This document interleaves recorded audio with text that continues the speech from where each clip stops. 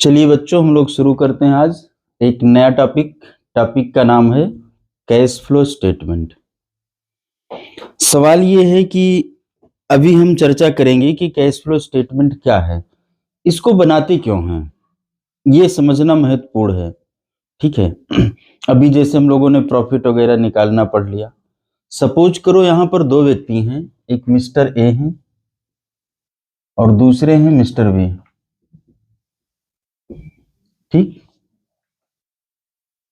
अब मैं देख रहा हूं कि मिस्टर ए का जो प्रॉफिट आया है वो आया है सपोज करो 1,00,000 रुपए और मिस्टर बी का भी प्रॉफिट है 1,00,000 रुपए। ठीक। इसके बाद जब हम यहां देख रहे हैं तो इनके पास कैश है 2,00,000 रुपए और इनके पास कैश है 75,000 रुपीज।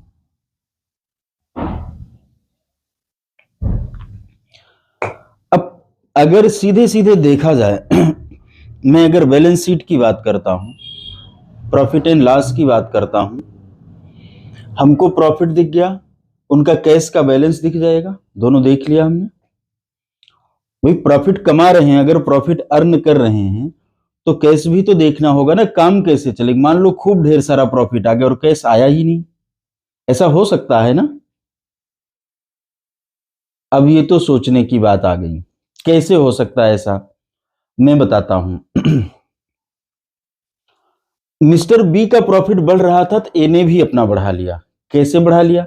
प्रॉफिट बढ़ाने के लिए या तो सेल को बढ़ाना होगा या एक्सपेंसेस घटाना होगा, कुछ ना कुछ तो करना पड़ता है। सपोज करिए कि इनका 10 लाख की सेल थी, इन्होंने भी अपनी 10 लाख की सेल कर लिया।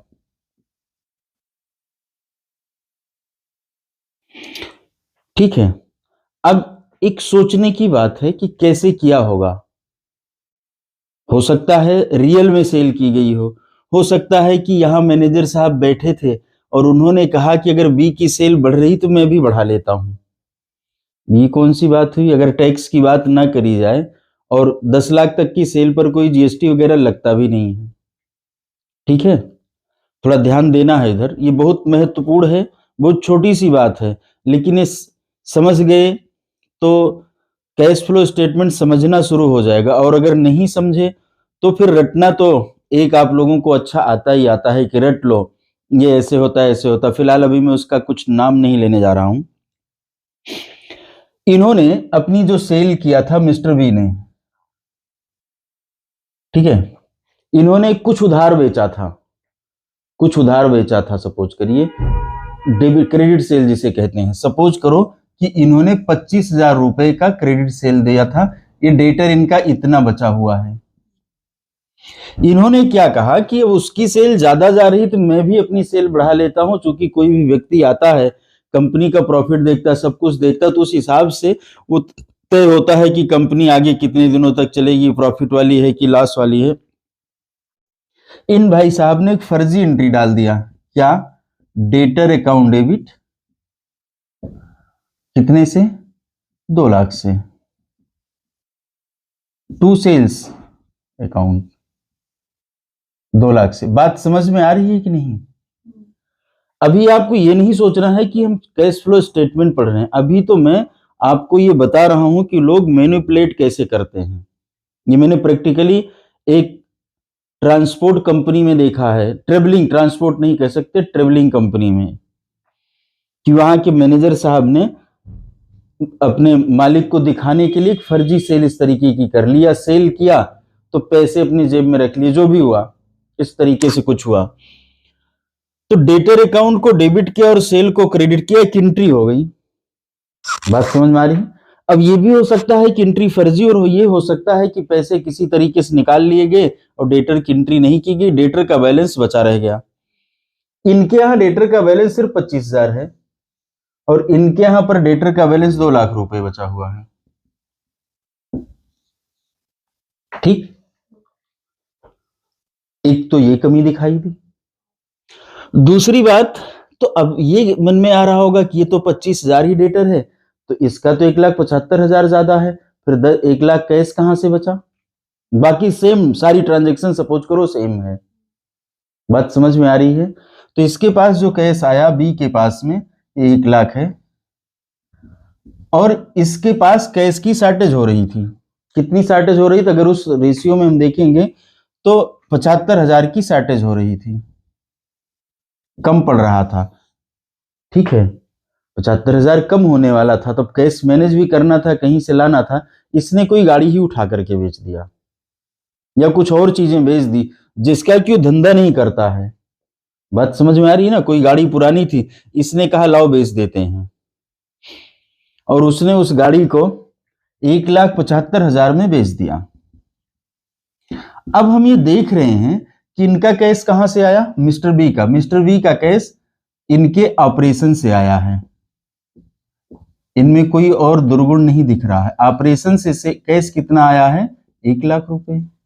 इनका भाई साहब का ऑपरेशन से कैश कितना आया? अगर आप देखिएगा मिस्टर ए का, तो इनका ऑपरेशन से जो कैश आया था वो निगेटिव फिगर्स आ रही थी, लेकिन ये इन्होंने कार बेच दिया।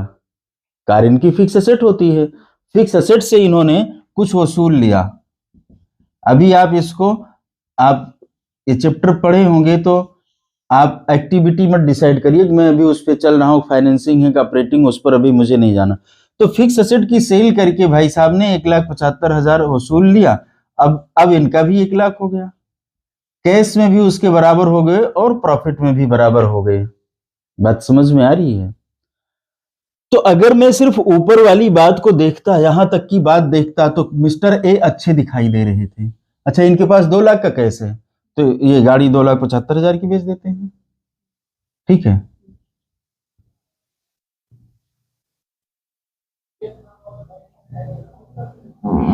ये बात समझ में आ रही है या डाउट है?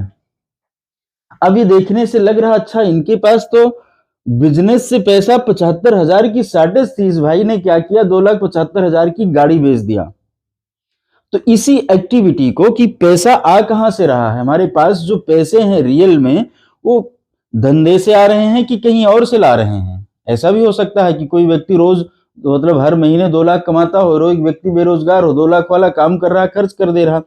जो बेरोजगार है उसने अपना घर ही बेच लिया, घर बेच के उसके पास कैश तो हो गया ना, लेकिन उसका काम कितने दिन तक चलेगा? बहुत कम दिन तक। उसके पास वो धीरे धीरे पा रहा है, टैक्स भी दे रहा है, तो उस बेचारे के पास उतना कैश नहीं है। तो ये डिसाइड करना जरूरी, इतना कैश है ये इंपॉर्टेंट नहीं है, इंपॉर्टेंट ये भी है उसके साथ में कि वो कैश आया कैसे है।